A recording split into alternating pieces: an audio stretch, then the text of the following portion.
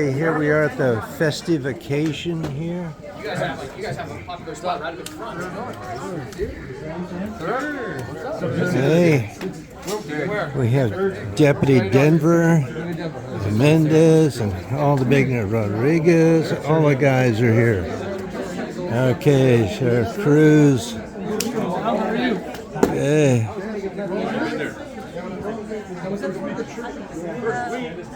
Okay. And so we're like, no.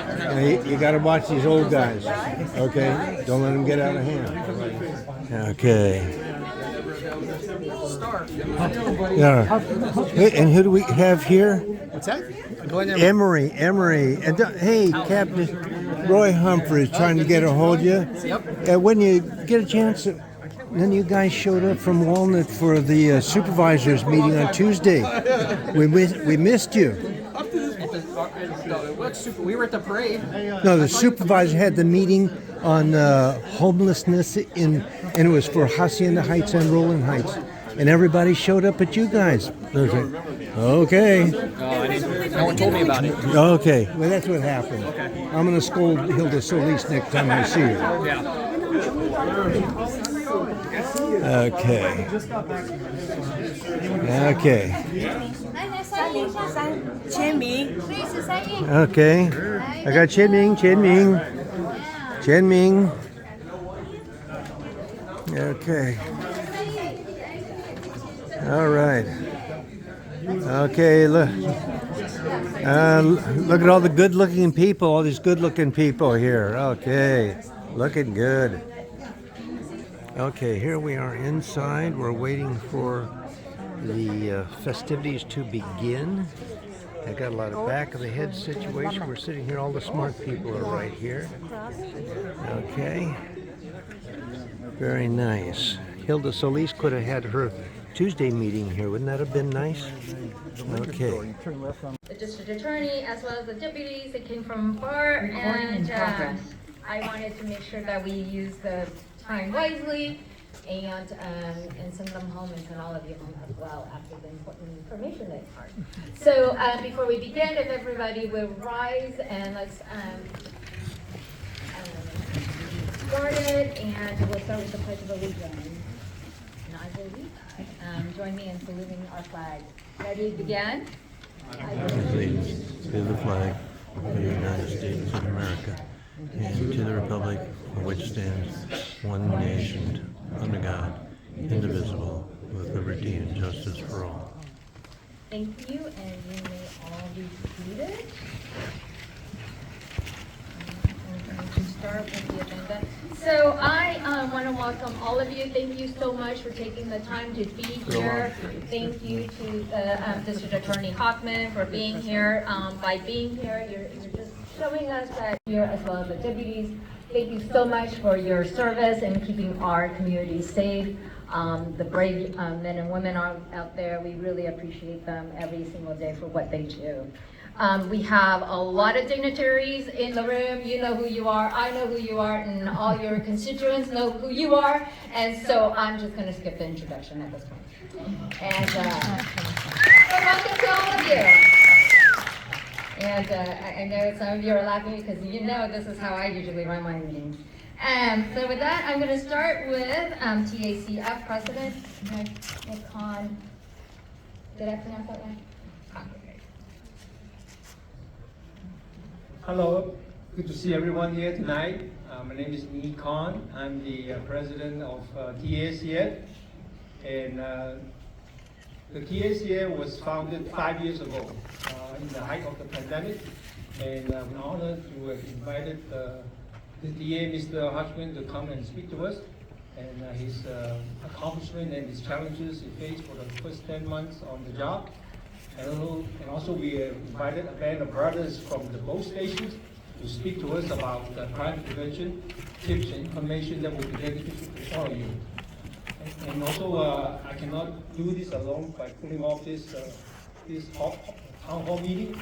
I would like to take this opportunity to introduce our staff members and board members who pull this thing together for me. And can all my staff members and board members stand up? And, Thank you so much. And we will get the show rolling, and we'll have Dr. Tony Thorne come out and say a few words. He's the chairman of UAAA. Thank you. Hello everyone, good evening, and I'm really proud to be here today, and I'm Tony Tong, currently Walnut Valley Unified School District Board member, and I'm also very proud chairman for the UAAA. It represents United Advocates, a Arithmetic Association. And UAA's key purpose is really try to promote STEAM education, and then also by using the traditional abacus and also the mental math computation. And we have a youth group, and we usually teach them more than STEAM education, and hopefully they can learn about this community, get involved with the community, and learn this. Today's subject is perfect for our students. And I think we have many students here today also, and I hope you can learn and think. And I also want to use this opportunity to thank our Mr. Hochman and for joining today's town hall meeting, and I think we are going to listen to a very good show. And I want to thank everyone, and I will introduce our mayor, Dr. Chai Ken, for my next speaker.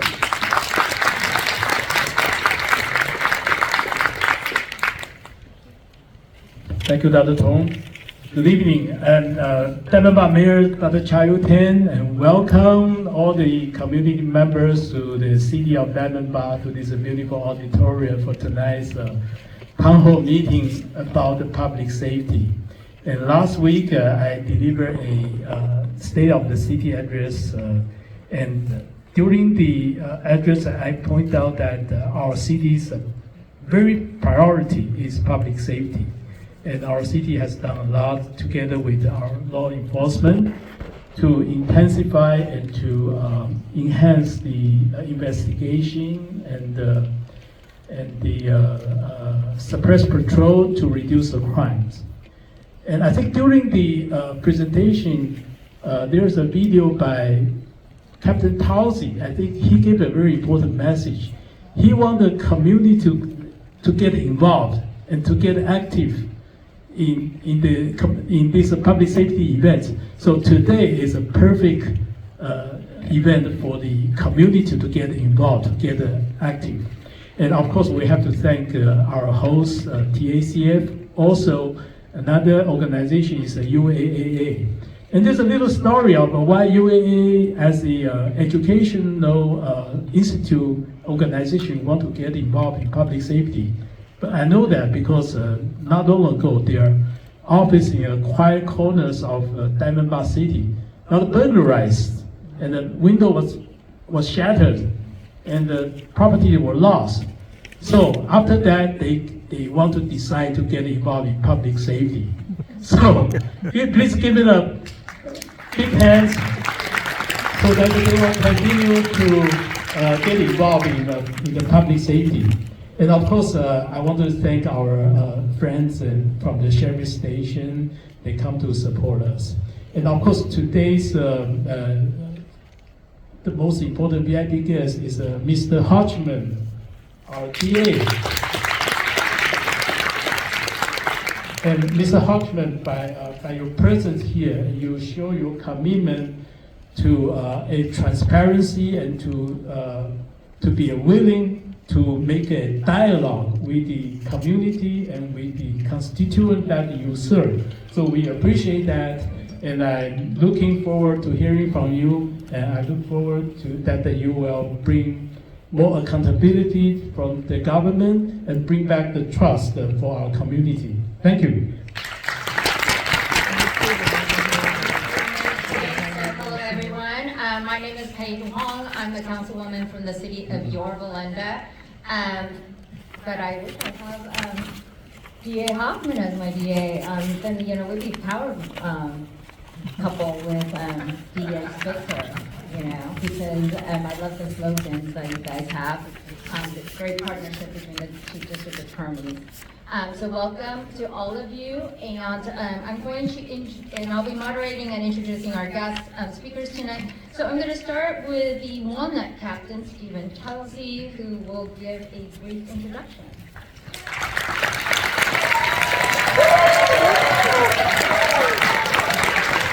There's a celebrity in the house.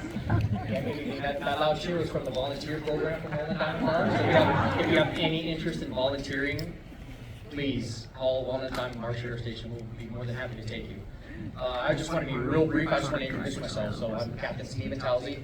I patrol the areas. Our station patrols the areas of Walnut, Diamond Bar, and Rowland Heights, Covina Hills, San Jose Hills. If you live in any of those areas, all of our community relations deputies are here today. Louis Denver is behind me in the hat, and everyone else is in the back. So if you have any questions and you live in those areas, I'm wearing the tie. Come see me, and I'll point you to the right community relations deputy. And I just want to thank you. I want to thank me and Tony for putting this together, and I want to thank everybody who cares enough to get involved and come in tonight and take part in this. So thank you all for being here. Next, we will have the City of Industry, Captain Glenn Emery.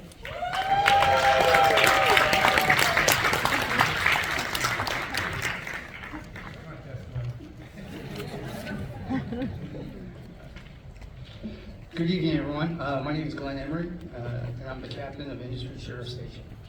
I'm here with some of my staff in the back from Industry, and we're excited to welcome our community to this important town hall. Tonight, we'll focus on crime prevention and collaboration between Industry Sheriff Station and Walnut Diamond Bar Station, as we share a common border and overlapping jurisdictions, and that's the main reason we're here to support the Walnut community. Lastly, I just want to thank ATCF for hosting tonight's town hall and our fantastic LA County District Attorney Hochman for being here with us tonight. Thank you.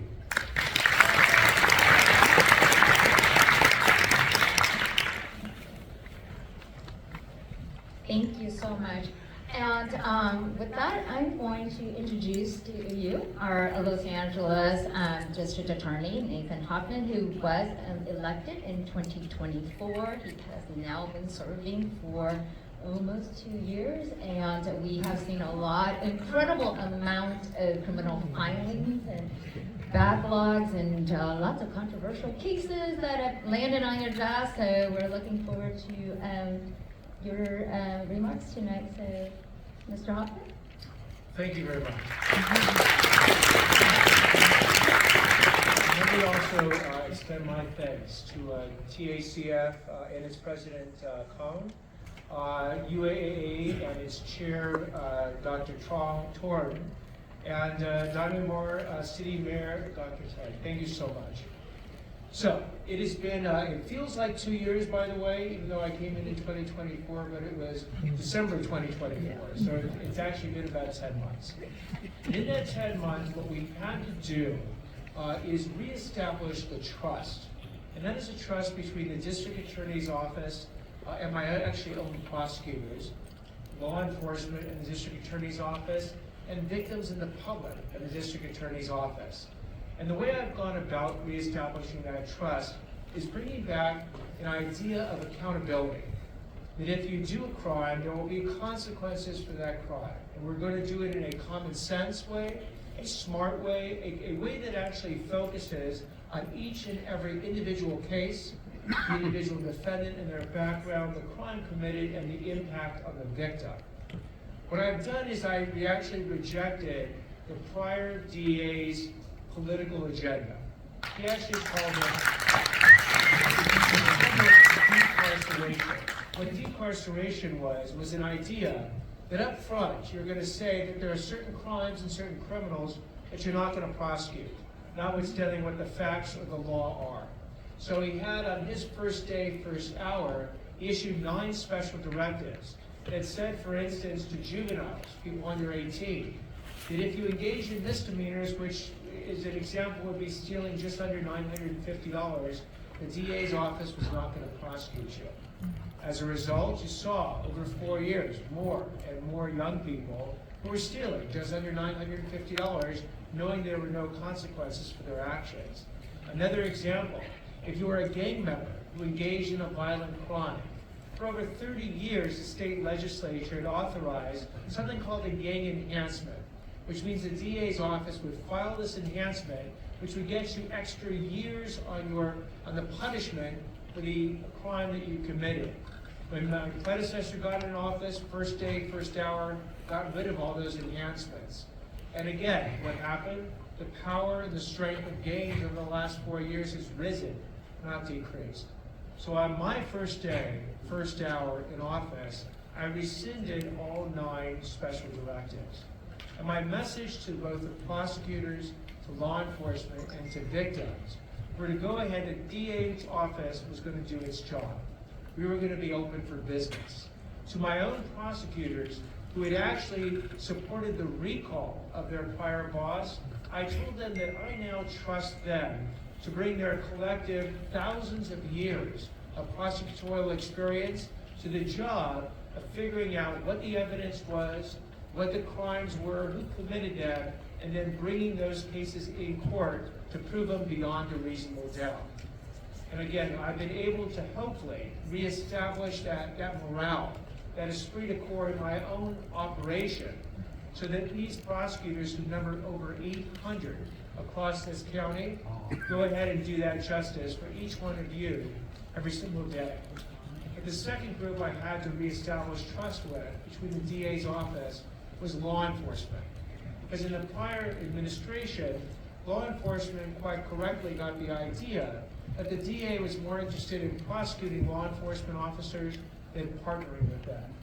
And what I said is, look, I come from a prosecutorial background. I was a federal prosecutor for a number of years. I actually ran the tax division in the U.S. Department of Justice back in Washington, D.C. But I was also a defense attorney. I've been in the criminal justice system 35 years. So my message to law enforcement was, you do your job, and now we'll do our job. And one of the examples of that is that because of my predecessor's prior policies, there was a backlog of cases that kept growing and growing over 4 years. Generally, the DA's office, we do 180,000 criminal cases across this county every year. So generally, you expect 500 to 1,000 cases to be in the pipeline at any one moment in time. What happened, though, under my predecessor is that backlog had grown to 14,000 cases. That is 14 or more thousand victims that are waiting to see whether or not there will be justice for the crimes that they had suffered. That's 14,000 or more law enforcement officers who worked up the case, presented it to the DA's office, and were waiting for a resolution. That's even 14,000 more suspects who were waiting to see if justice was going to land on their door.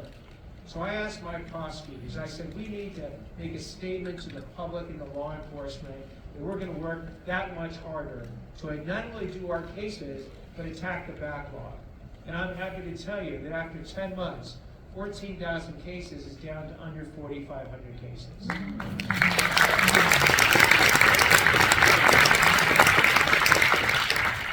The third group that we had to go out to, and this is actually a tragedy that we even have to say this, are victims.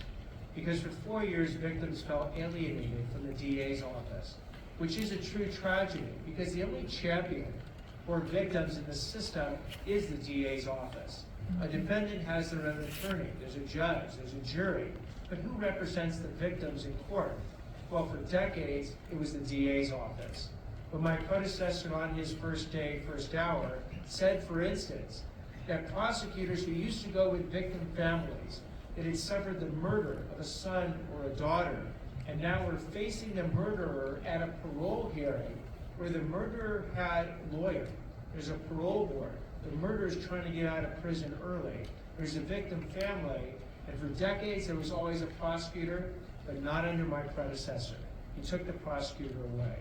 On my first hour in office, I brought the prosecutors back with the victim families. And the whole idea is, again, that the prosecutors could be the voice for the victims, because often they have no voice in the system. So we've taken this idea of this hard middle approach that rejects the extremes and says, We'll do our job, law enforcement, you do your job. And I must tell you, that in meeting with law enforcement officers across this incredible county, we figure roughly 9,000 sworn officers in the Sheriff's Department, at 8,700 sworn officers for LAPD, and if you add up the 45 local police agencies, maybe another 2,000 sworn officers. So a grand total of 20 or 21,000 sworn officers for the entire county. Now, to give you a point of comparison, New York City, which is a fraction of our size, has 36,000 sworn officers. So these officers, these deputies that you see in front of you and that you've met over time, they're doing more with less. There should be a lot more of them on the streets. The city councils, the county board of supervisors should come up with the funds so that they can hire these additional officers and deputies. But in the meantime, we're asking them to do a very difficult and dangerous job. And I must tell you, as a district attorney, they have my respect, my admiration, and my partnership.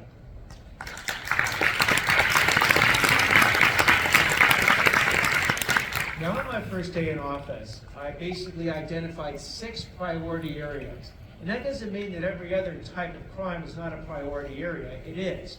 But when I was traveling around during my campaign, and actually one of the stops was in this room, and I was listening to what people were concerned about, it fell into one or more of these 6 areas. Let me identify those areas. Organized retail theft, residential burglaries, hate crimes, human trafficking, homeless crime, and fentanyl poisoning. One or all of these 6 have been suffered by many, many people in this community and communities throughout this county. So I prioritize this area. I either form task forces or we join task forces. And I'll give you an example of an idea that came through one of the task forces to go after organized retail theft. Because one of the things we wanted to discuss tonight was the tools that we have now to go after organized retail theft. One of the tools is Proposition 36. That passed on the same ballot that I got elected back in November of 2024.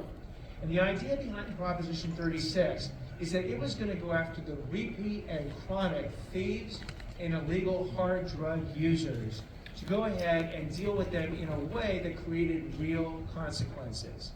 You know, they say, and it's absolutely true, that 10 to 15% of the criminals are committing over 50% of the crimes. And those are often the people who are repeat offenders.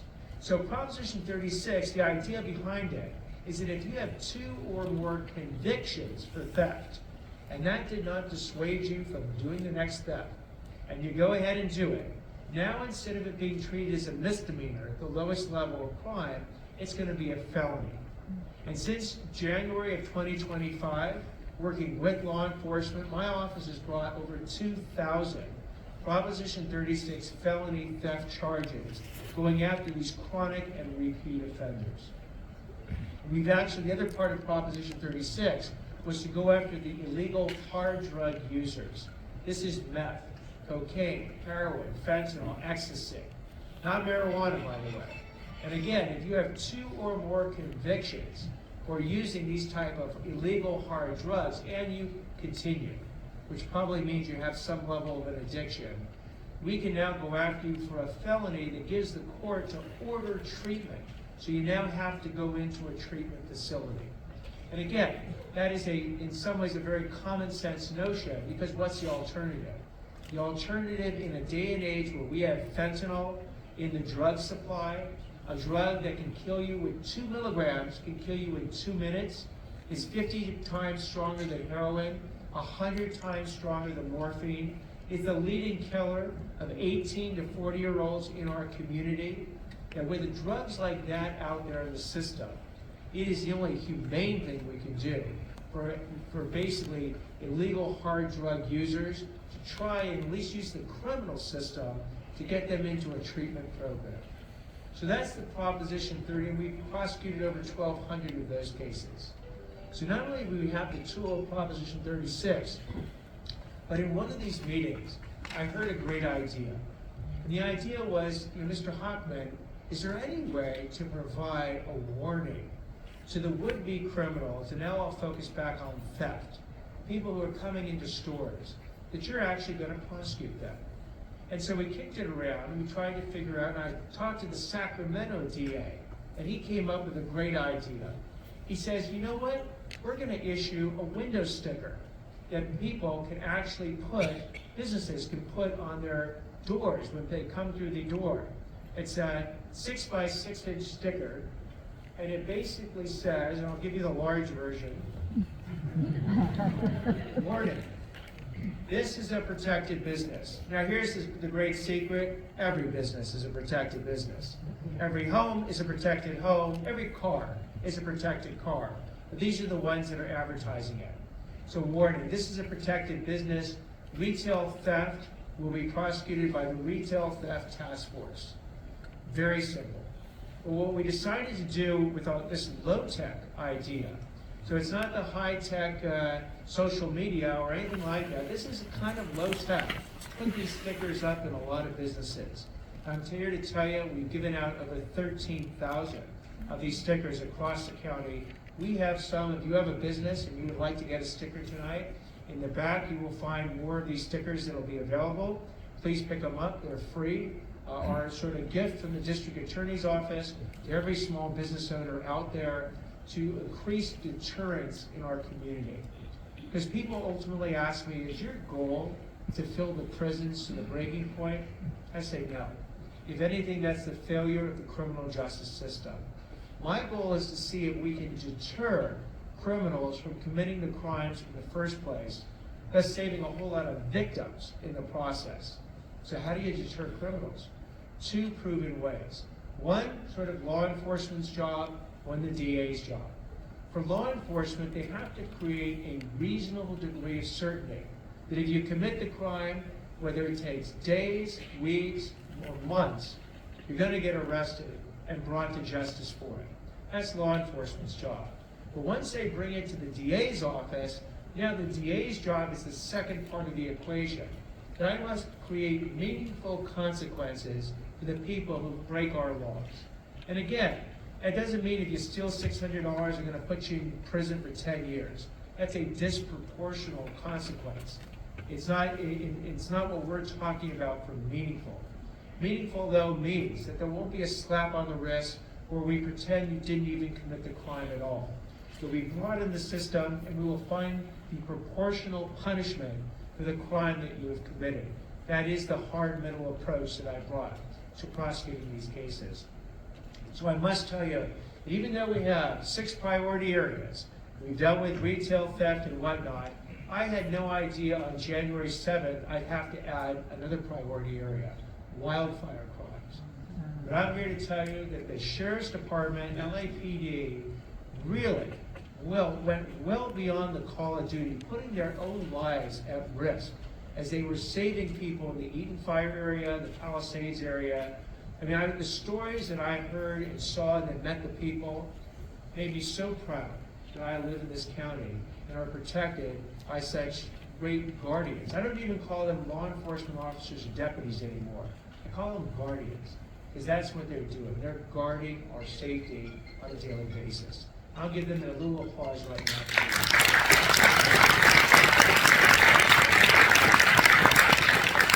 But I also had the experience of finding another category of crime that I didn't expect, protest-related crime.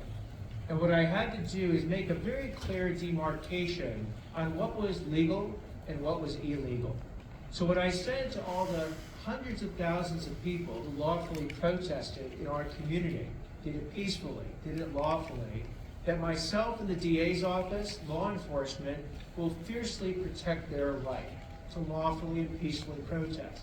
However, when you want to go from protected First Amendment speech into illegal conduct, if you want to shoot a commercial-grade firework at a police officer, if you want to go ahead and run your motorcycle into a police line, if you want to drop bricks or cinder blocks on police cars and light them on fire, I made it crystal clear.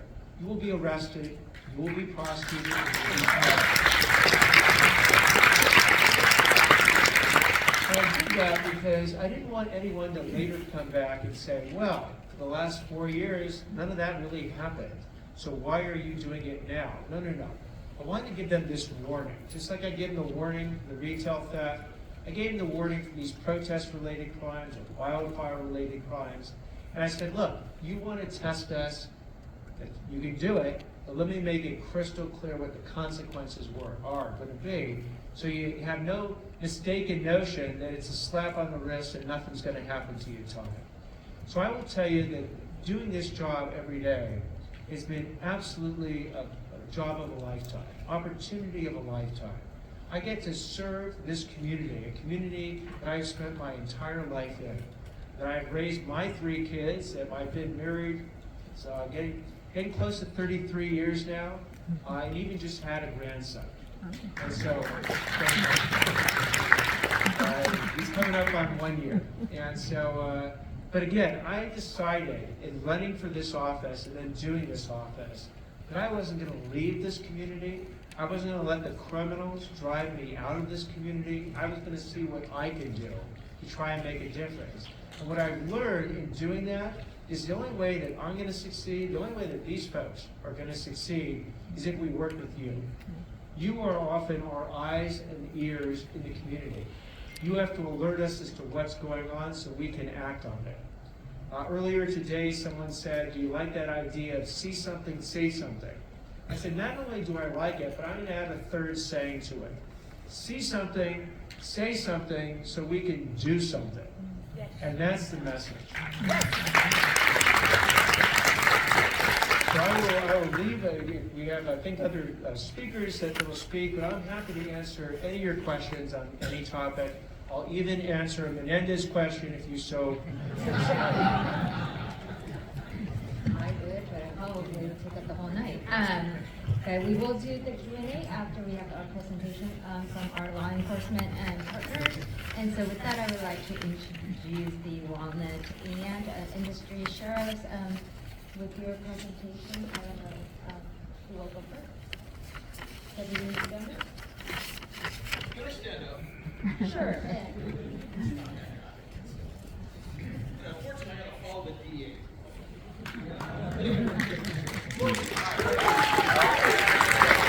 Does anybody need me to have a microphone? Yes? Okay. So my name is Deputy Louis Dever with the Walnut Diamond Bar Sheriff Station, and I'm the community relation deputy that's assigned to the Rowland Heights area. I'm here with my partners from Industry Sheriff Station. I'm also here with my partners from Diamond Bar and Walnut as well. So we're going to do a little discussion about what's going on in the community, kind of a who, what, where, when, why, that these crimes are affecting the community that you guys live in. So, next slide. Claudia, can you come back here? You have a clicker? I'm not used to this kind of professional stuff. Okay, so why are we here? Safety starts with you, the residents. It's important that you be able to know what the issues are, know what you're seeing, and being able to report that stuff to the sheriff's station. Okay, so when we talk about the most common crimes in Walnut, Diamond Bar, Industry Station, and the surrounding areas, and what I mean by that, we have a representative from Yorba Linda, probably the same issues that Yorba Linda, Chino Hills, Glendora, San Dimas are experiencing the same as us. Number one thing is vehicle burglary. That's somebody breaking into your vehicle and stealing property that's inside. And we're going to talk about how that's one of the most preventable crimes that we deal with. A lot of the times folks don't realize when they leave stuff in their car, it's enticing other people to break inside to take it. Next, residential burglary. Somebody breaking into your home, breaking into your storage unit, breaking into something and stealing the property from inside. Third, theft from retail. We were talking about that. People going into commercial buildings, stores, stealing the property from inside those stores and walking out. One of the reasons I still think that we have the issue we do with that is because there was a long period of time where there was really nothing being done about that. And so we still get that people are apprehended and they're sitting there, they're going, you're going to take me to jail? And it's like, yes, we're taking you to jail. There's a new sheriff, well, I said new sheriff in town, but there is, but there's a new DA in town, right? So we're not going to mention Gusco's name. Anyway, so vehicle theft. So I don't know whether it's 2 3s, but vehicle theft is our fourth one. Somebody going and taking your vehicle and stealing your car. Number 4, vandalisms. Those are the folks, I know Rowland Heights, my Rowland Heights folks are here.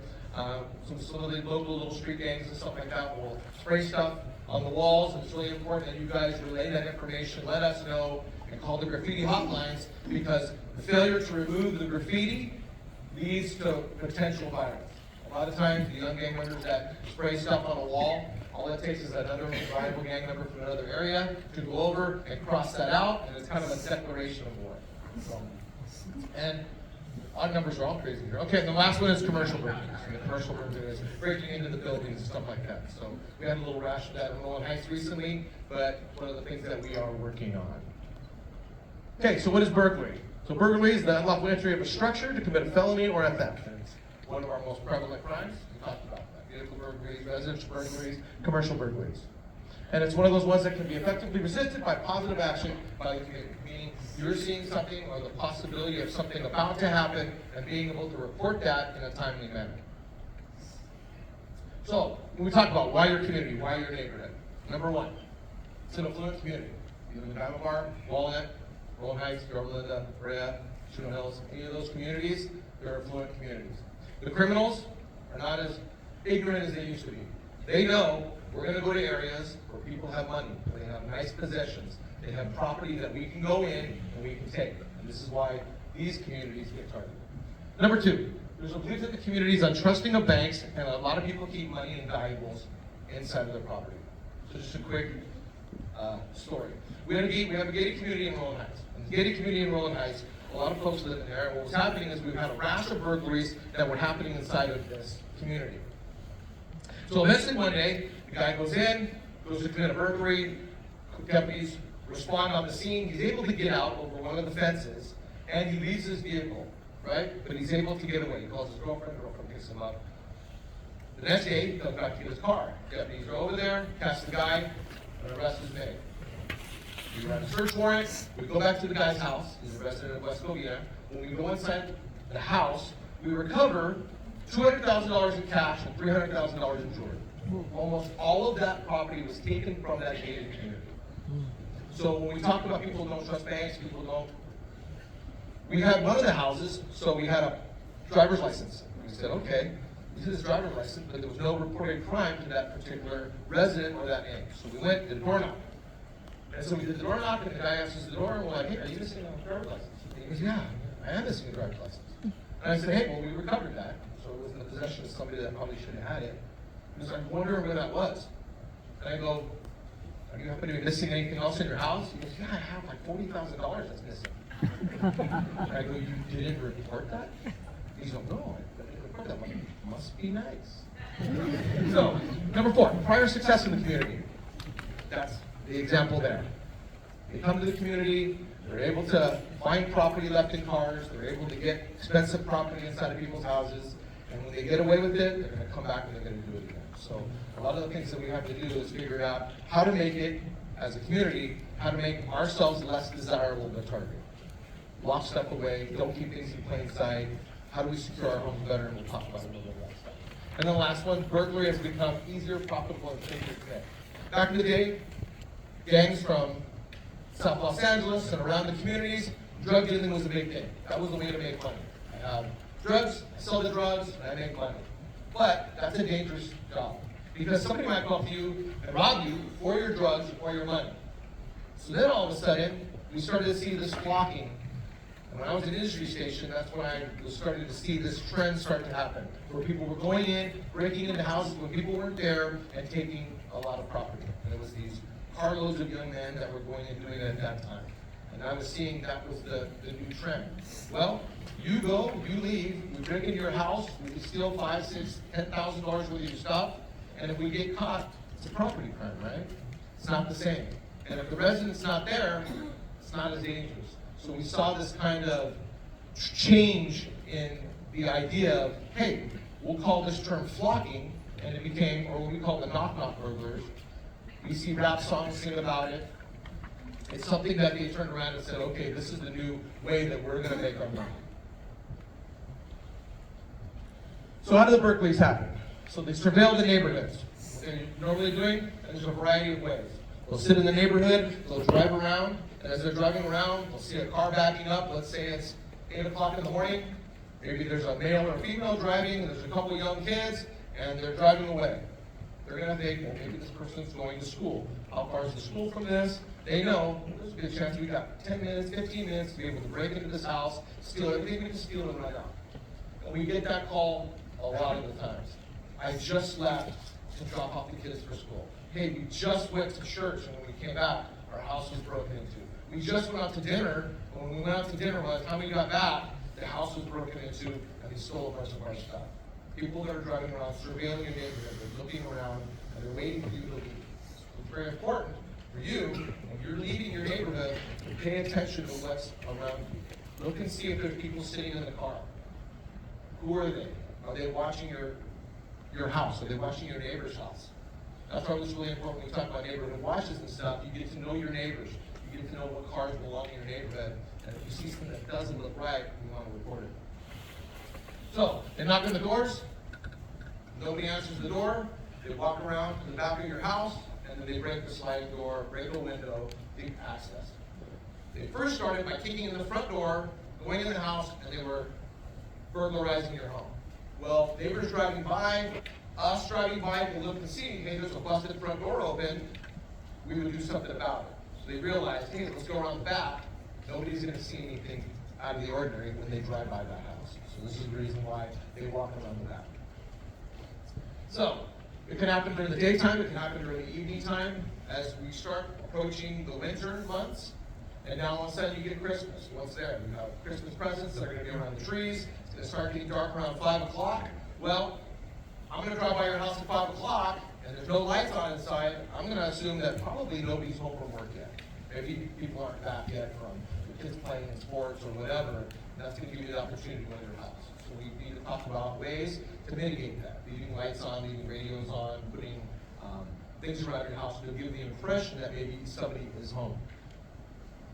And the rental cars. So back in the day, they would drive around, they'd rip the old car. We'd see some guys in the neighborhood doing their job as police officers. We'd sit there and follow people and run the plates, and all of a sudden we're like, hey, we got issues with the vehicle, we can stop the car and find out who these people are driving around to the neighborhood. Well, now, they're going to rental car companies. They're buying nice cars.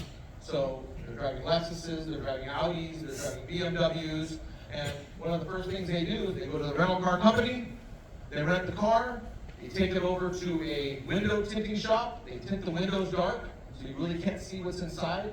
They take a paper plate. Usually what they do is, now that we have the new paper plates that actually has a number on it, they steal a plate off of somebody else's car, take some duct tape, and tape it to their vehicle. So now it looks like a brand new car driving around the neighborhood, and nobody thinks any of the wiser, because wherever you might live, you say, okay, that's a first thing he's driving by, that's not something I need to be concerned about. Well, maybe you do, right? So these are the things that we want to start looking and paying attention to. It's not just going to be the rickety car, they're looking like the folks that belong in the neighborhoods that they're targeting. They work in crews. There's usually several of them that work together. There's usually a driver, there's usually 2 or 3 other people that are in that vehicle. Usually one person walks to the door, person knocks on the door, decides if anybody's home or not home, make another call, and then the car pulls up, the other guys get out, they go around the back, and then they commit the crime that we're talking about. So when we look at this picture right here, so this is one of my streets over in Rowland Heights, and when we start talking about what are the things that we want to see that look out of the ordinary and that we want to report. So now we have this young lady that parks this car here. We have this kind of burgundy color Hyundai. Now what's interesting when you look at that is when you see where she's walking, she parked this car and she walked like 6 houses down. That should be a clue that, well, that doesn't seem right, right? When you go to visit somebody, you park directly in front of their house and you go visit them. You're not going to park down the street and walk 6 houses away. Also, look where the car's parked. You see the driveway where she's in front of, and then there's another driveway that's just another probably 100 feet in front of her vehicle. So now she's parked the car in between 2 houses. That's criminal behavior. That's the stuff that we're looking at, right? We're looking at oddities. She goes to the door, knocks on the door, nobody answers the door, she gets on the phone, she makes a phone call, 2 young guys come out wearing hoodies, and they go to the house. Now this happened just before COVID. COVID was another anomaly, right? Everybody in the world was walking around with masks. Back in the 2 weeks before COVID, people walking around with masks, what would you do? Everybody's calling the police because, oh my God, what's going on here? There's not that many doctors, right? So you're turning around and you're saying, okay, now everybody's wearing masks, everybody's got face coverings on, but here it is, this was a crime that occurred in September. You can see it, September 4th. September 4th at 7:45 in the evening. It's pretty hot out here, right? Probably somebody's not going to be wearing a hoodie, covering their face, and all bundled up like that. They're trying to be anonymous. They're trying to protect their identity. So when we talk about nighttime burglaries, so nighttime burglaries, they go in your house, and they go to steal stuff inside of your home. They wear the headlights, and if you go to Costco, you get the little headlights you put on your forehead, and that's what they use to walk around the house. So they're not switching on lights that everybody can see. The one here on the bottom, you can see that nice little fluffy protective dog. Two guys have broken into the house right there, and what they're doing is they're crawling on the floor. Why? Because they set their alarm system so that the dog doesn't trip the alarm. So these guys are smart enough to know, we stay low to the floor, we're not going to trip off the alarm, and we can burglarize the house. So the areas in your home that the burglars are looking: nightstands, dresser drawers, top shelf of the closet, jewelry boxes, under beds, file cabinets. So one of the ones here, the top shelf of the closet. So I don't know how many times I've gone to a burglary and they go, yeah, they stole my wife's jewelry, they stole some money from the drawer, and they stole my firearm. And I go, was your firearm in the top shelf of your closet? And I go, how did you know that? I said, that's where everybody keeps their gun. For whatever reason, people think that if I put 2 towels on the top shelf of my closet, and I can stick my gun in between, nobody's gonna know it's there, it's out of the kid's reach, that's what they're thinking, and then we're gonna be okay. Well, every criminal, that's one of the first places they go, because they know that's where people are storing their stuff. So don't do that. Keep it safe. So, deterrence and prevention. So, some people have no trespassing signs. You don't make sure you have a no trespassing sign in your home, right? You lock your gates inside your house and somebody jumps over that gate. That's implied that you did not lock them back there. So there's been kind of a misconception. I've seen this around where people are saying, hey, I just had a Rancho Sheriff's where somebody was saying, hey, there was a deputy at Rancho Sheriff's that had said that you need to put a no trespassing sign on the house. I know that sounds absurd. But like I said, that bad information, you gotta dispel that. You don't need to have that. Lock up your house, lock up your car. It's implied that you don't want somebody in there. Clear your landscaping. Put cameras, ring camera. Ring camera's great. We use a ring camera a lot of the times to help us solve some of these crimes. But you understand, the ring camera records the criminal act. It doesn't prevent the act from happening. Some people will turn around and say, well, I just don't want to run the risk of being seen doing it, so that might deter them. But the fact of the matter is you got to do other things as well. You need to do more than just the ring camera in and of itself being the way to stop anything happening to your house. Efficient lighting is really important. Light around your house. I had a property in Chino Hills, and when I lived over there, I had a big quarter-acre.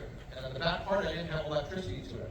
You can go to Costco and you can buy those solar lights. And so if somebody comes over there and breaks the beam of that solar light, the solar light clicks on. Illumination. They don't want to be seen. Solid core doors or proper deadbolts. So obviously, the more secure your door is, the better off you are. But like I said, when they go to your house and they break into your home, what are they doing? They're smashing the windows, smashing the sliding glass door.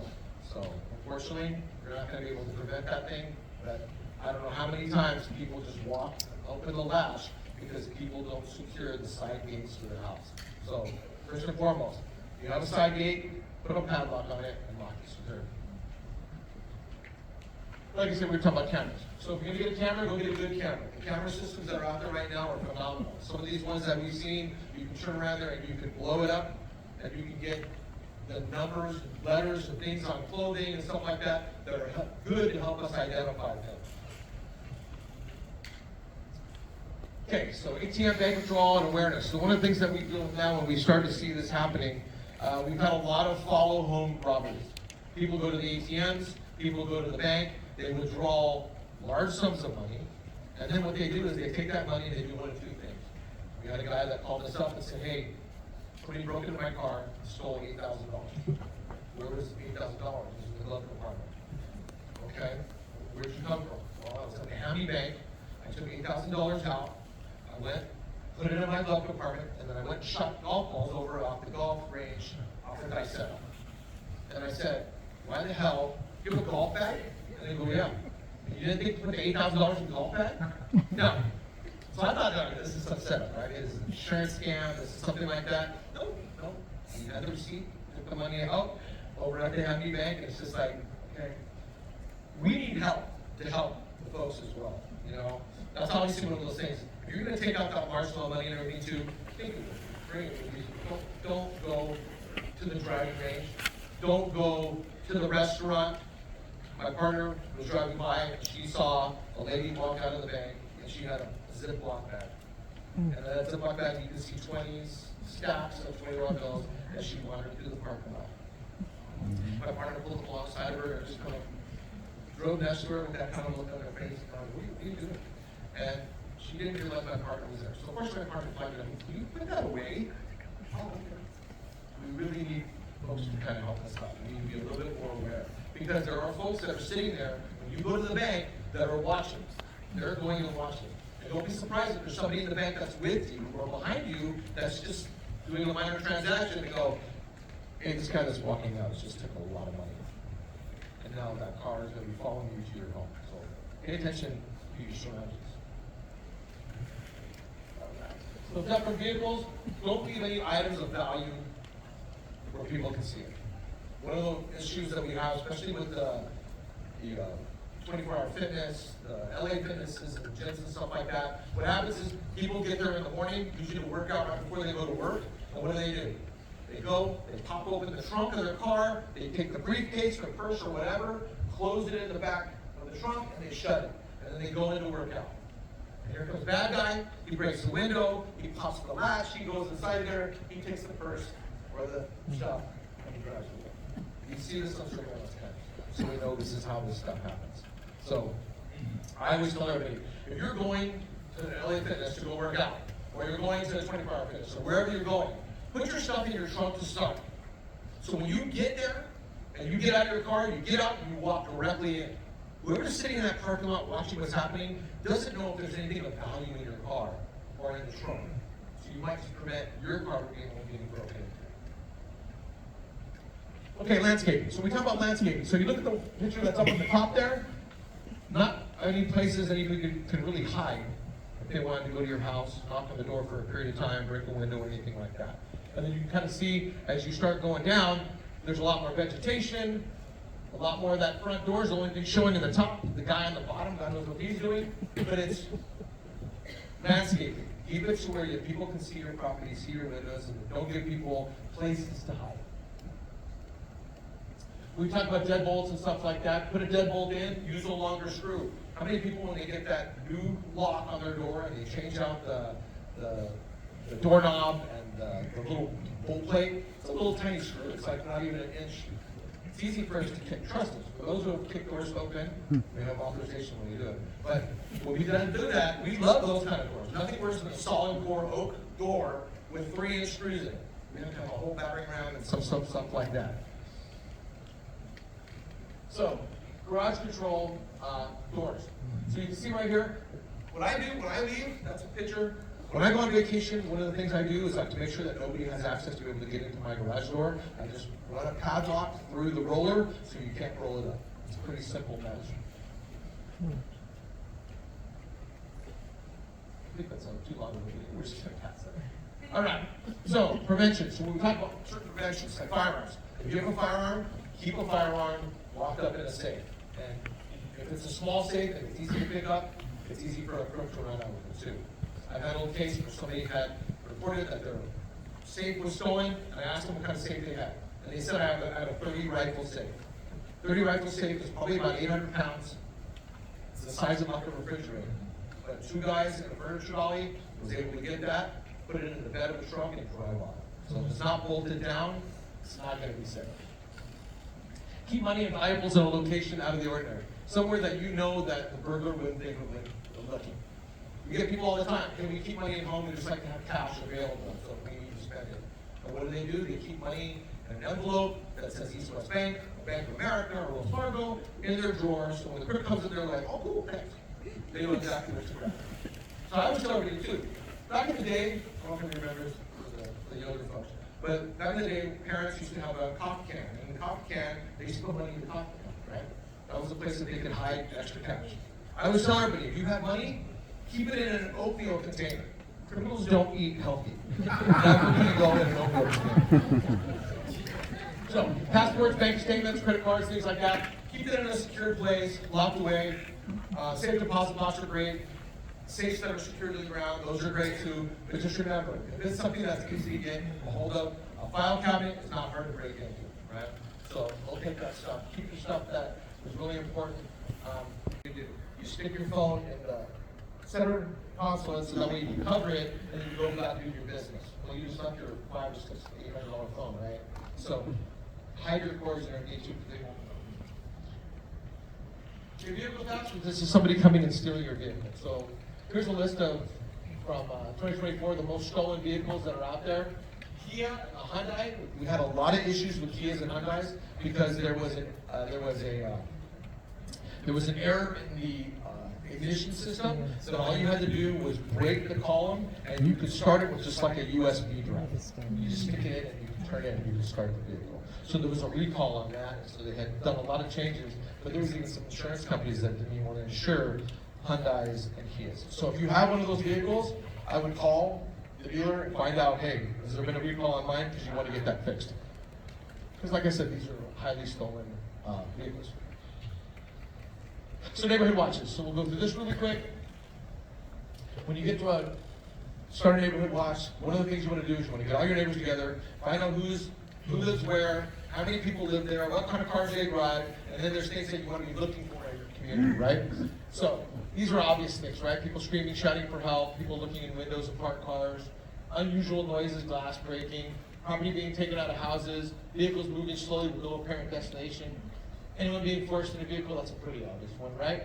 Strangers sitting in a car or stopping to talk to a child. So it's not more than just burglaries, it's just criminal activity. And then also, anyone walking around the neighborhood that looks unusual. So now it's kind of like, well, what does that mean? A lot of unusual people, right?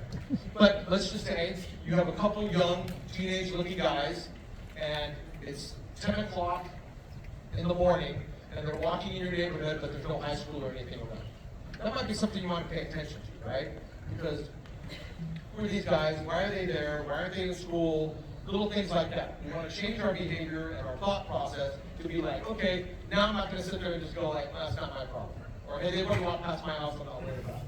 We want to get to that point of starting to say, okay, well, they're in my community, and we already talked about this, right? They steal from your neighbor, and your neighbor loses a lot of property. What's going to happen? They're going to come back, and they're going to come back into your neighborhood. So we want to get them out of it. Feel like people carrying backpacks, things like that. Observe only, be a perfect witness. Call, let us know. Give us the information that's like, well, what makes this unusual? Well, this person looks unusual because of this, this, and this. Okay, we can work with that. Just telling us that you have a guy walking down the street that looks out of the ordinary, and you won't give us any other details than that. Okay, it's on our list of calls that we respond to, but it doesn't get to the priority. It doesn't get priority level. So when you report, give us your name, give us your address, give us a brief description of what happened. Hey, some guy walked up to my neighbor's house, he started knocking on the door, he was standing there for about a minute, came out again, got on the phone, turned around, walked to the backyard, opened the latch, went in the backyard, a car pulled up, 3 other guys got out, and they all walked into the backyard of my neighbor's house, right? That's a burglary in progress, right? There's no doubt of what that is. That's a burglary in progress. Give us a description of what they look like. Help us out with, hey, they're all wearing dark clothing, but hey, one guy had tattoos on his arms. One guy had a ponytail. I can see tattoos. They had, I want to say Raiders jersey or I'm a Denver fan, so I can talk about the Raiders and Chargers, right? But it's one of those ones, this is what they're wearing. Give us some details of information that we can use to identify them when we show up. And then lastly, the vehicle. Tell us the vehicle. Give us what you can as a vehicle description that we can work with. So if you tell us it's a black Toyota Camry, well, there's a lot of those driving around. But it's a black Toyota Camry with traffic collision damage, or it has a little donut tire in the back. That helps us identify that vehicle as we're driving up to your neighborhood to go look for this car. So language concerns. We get this, let's say, hey, you know what? I didn't want to call the sheriff's department because when they start asking me questions, I'm not familiar or comfortable enough with the language to be able to explain. So we tell them, call us up, tell us, emergency, Mandarin speaker, emergency, Arabic speaker, emergency, Spanish speaker. We'll get a language line on the phone so that we can talk in this 3-way call.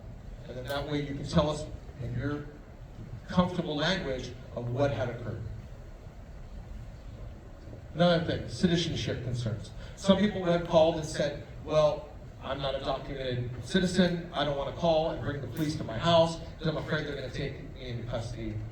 We don't care about the citizenship stuff. When we respond to a crime, you're a victim of a crime. And that's the only thing that we are concerned with at that time, okay? We're not going to ask you, well, are you legally here or not legally here? That question will never come up, okay? So when to call 911 and when to call the business line, anything that's a crime in progress. You see somebody like I was telling you, the guy knocking at the front door, looks suspicious, gets on the phone, a couple guys pull up, okay, that's meeting that criteria, close to that 911, they walk into the backyard, that's a 911 call. You hear gunfire, you see a fire, right? Things like that, that's things that are happening in emergencies that are in progress, that's what we need you to call. 911, sorry. And then the business line. So those are the two business lines there for Walnut Diamond Bar Sheriff Station, and then the one for the industry sheriff station. So if you're just reporting, I came home from dinner, my car window was broken off the street, they recently said they must have stole something from the back seat. Nobody's there, there's no criminal that's still in the proximity, that's just a call for service, that's a business line call. Or a disturbance, hey, my neighbor's having a party, it's 2 o'clock in the morning now, we need somebody to come out here and shut that party down. So that's when you call the business line. Okay, sheriff's response is free. Because we will get that. We'll be like, how much all these police cost? Okay, well, listen, it's part of your taxes that you pay, and that's the services you get. So when we talk about neighborhood watches and things like that, getting a neighborhood watch started for your guys' neighborhood, you want to get a list of people so you know their phone numbers, when they're supposed to be home, when they go on vacations, they share with you, hey, we should be at my house for the next month, and then that way you can kind of work together to kind of protect your neighborhoods. Excuse me. Yes. My friend wants to leave, and she pushed me, and I think your long speech made me tired. Very. I'm too sorry. Your mention is the very detailed personal. That means to me is nothing. I will bring you a big bomb. Because you mentioned all the area, it's not including Hacienda and Rowland Heights. Look like it's a abandoned child. We have some deputies that are willing to talk to you, and I'll talk to you about your situation right now.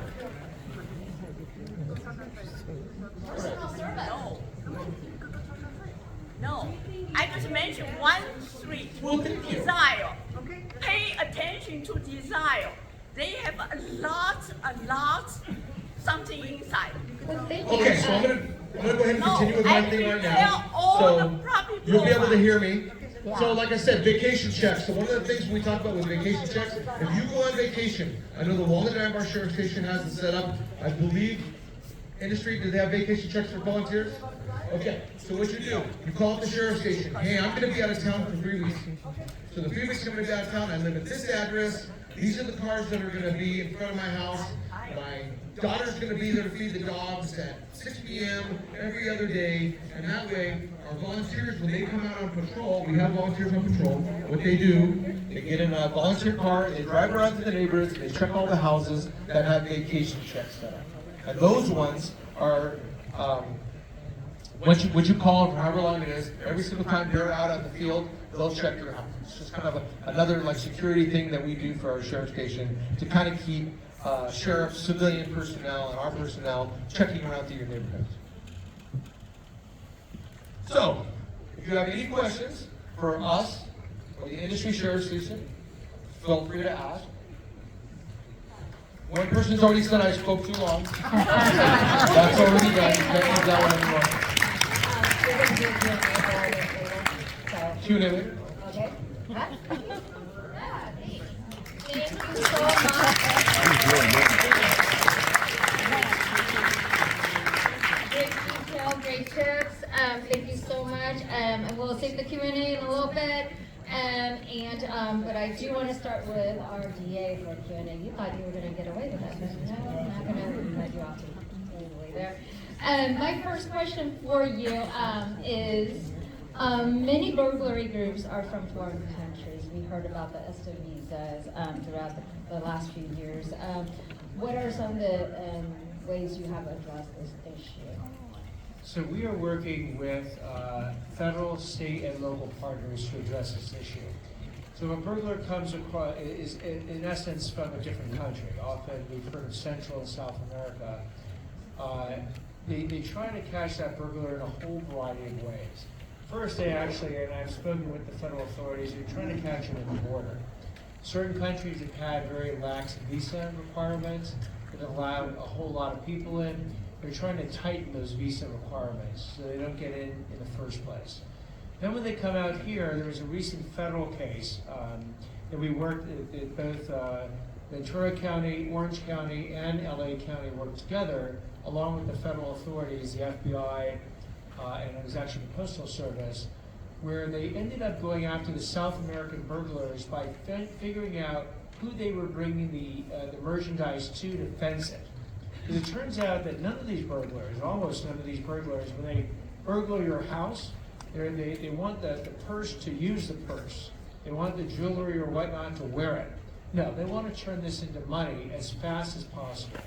So if we can get to the fences, the people they go to, we're actually giving them the money and then taking the stuff and then trying to go ahead and sell it for a higher price, then not only can we get often these places where we can find the money, the guns, and the merchandise, but then we can back up to figure out who brought it to them. And so many different cases that have been broken against South American gangs and certainly South LA gangs have been broken that exact way. Now, often those cases can take weeks or months, and in fact we had a recent one where the oldest burglary was 2 years old. And if you're the person who got your house burglarized 2 years ago, I'm sure you gave up and you thought there's no way they're ever going to find the person. But it turns out it was the same organized crew that was going out and doing it, and they made a mistake 2 years later. Well, they rolled up that crew and found out they were responsible for 91 different home burglaries. And they got $2 million worth of the merchandise that they're now giving back to the homeowners. And these people are facing somewhere between 5 and 25 years in prison. So again, it's not, they are the more sophisticated burglars. They are the ones that check every box that you just put on the slides. They'll do the surveillance. They do the Wi-Fi jammers and try and knock out your Ring cameras. They'll go ahead and crawl. They try to enter not the first story window, but if you have a 2-story house, they'll try and enter the second story. Because most people don't alarm the second story, they only put the alarm on the first story. And when they get in, they do that crawling, especially if they've already scouted you out through social media, because often what people will put in social media is not just the mere fact that they might be in Hawaii on vacation, but they'll show pictures of them wearing their new clothes, wearing their new jewelry, showing off the stuff that they have. If they got firearms, they're showing pictures on social media for firearms. Well, not only are their friends watching this, but the criminals are as well. So we are using the same technological tools to nail the criminals, but they are somewhat sophisticated on the front end in trying to steal the stuff as well. Thank you. Actually, that's what happened to my neighbor. It was through the second floor. And my next question for you is, what is the latest information about the recent disturbing attack in Hacienda Heights? So, again, it's a situation, a tragic situation that happened. And we believe that we had caught the person who committed the murder. And we are now making sure that we basically gather all the evidence. An arrest has occurred. I can't comment. What I say about any case that's in the courts is that we argue our cases in the courts. We argue it with legally admissible evidence. We have to prove everybody guilty of a crime beyond a reasonable doubt to a jury of 12 who rule unanimously that a crime was committed by this person. So in this situation, the person has been arrested. They will now be prosecuted by our office. We're going to look to see what type of prosecution we're going to bring, what type of charge. In addition, we'll look to see whether or not that person is responsible for any other type of either homicide or any other type of crime for that matter. That's where law enforcement comes in. They did a great job in the initial stages. They're working with us to bring this case to fruition. Thank you so much, District Attorney. I know you're running short on time. You have another engagement, so if you like, would you like to give a little bit of your parting remarks? So again, I thought that presentation was fantastic.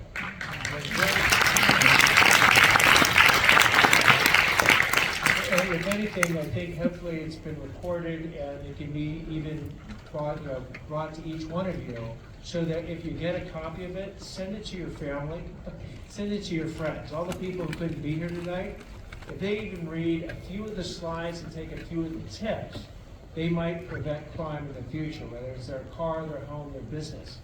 Because again, what I've learned is that there are not enough law enforcement officers to be patrolling the streets in their cars or even walking the streets, ideally. There just aren't. So we have to leverage our ability to use your eyes and ears to help us actually do our job. And so I would tell you that the DA's office, this is what I tell law enforcement as well, is now open for business. If we get the case and we can prove that case, doesn't matter what the case is, we're going to go ahead and prosecute that case. We'll figure out what the right punishment and consequences should be for the particular person, but we're not going to pretend they didn't commit a crime when they actually did commit a crime. So thank you very much for the opportunity to speak here today. Again, if anyone wants any of those stickers I talked about earlier, they'll be in the back of the room when we leave. And my big thanks to all of law enforcement that's here today. You do a great job. And we're really I think my own people, my own prosecutors are also working around the clock to bring justice to this community. And I look forward, hopefully soon, I was here in 2024, it's 2025, I'll be back in 2026, I love this room. Thank you so much. But seriously, we're not done yet, because I know our sheriff and deputies have a lot of great tips, and you've already heard how we could be able to deter crime in our residences. But you know that commercial burglary, retail burglary is a big issue in our neighborhoods, so and in our community. So with that, I'm going to invite up the City of Industries Sheriff to come and talk to us about commercial crime prevention. We have so many small businesses, and so what words of wisdom will be very helpful.